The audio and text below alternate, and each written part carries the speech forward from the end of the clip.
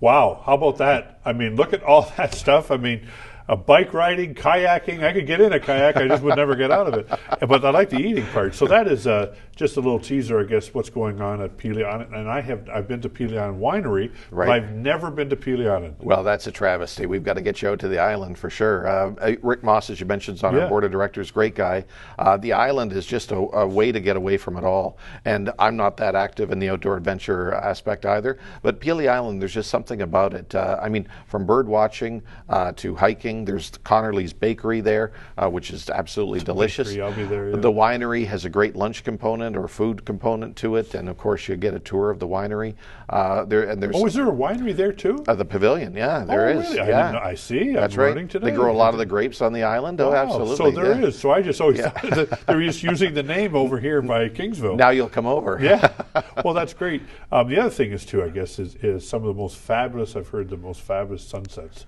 Yes. Are out there, so that's great. So shout out to I don't know if they get cable out there, but if you do, or at least you've got places. And bed and breakfast, I guess, are big out there too. Very big out there, and there's tours that you can take there as well. So there's all kinds of things. There's a museum that talks about the history, of course, of the area, but there's all kinds of things to do. They've got the Island Unplugged, that is a festival that starts every August. Festival of Hawks, of course, too. So all of that really. Boy, is you good. got all this in your mind. I would never remember any of that. All right, let's go, folks. Let's go. We're going to do a top 10. If you've been to any of these 10, so all of you gather around and write these down and see how you do. Okay, number 10 in the best of tourism Windsor-Essex is Pelee Island. There you go. So there it is. Isn't that a nice walk-in? So that's interesting. And again, that's one that I've not been to, but obviously I'm going to need to. And then number 9 is festival and events. And I think when you look at the book of their official visitor's guide and talks about everything, you've got Blues Fest, you've got Art in the Park, you've got almost every festival. And then out, Tomato Fest out in Leamington. Festivals and events must be very easy to promote.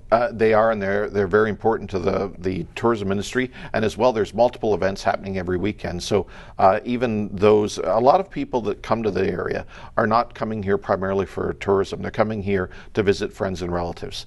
But it's what we want to do is charge Windsorites and our friends in the county to get their family and friends off the couch or away from the dining room table and bring them out and explore everything that there is to see and do in the area. So yes, festival events play a big part in that.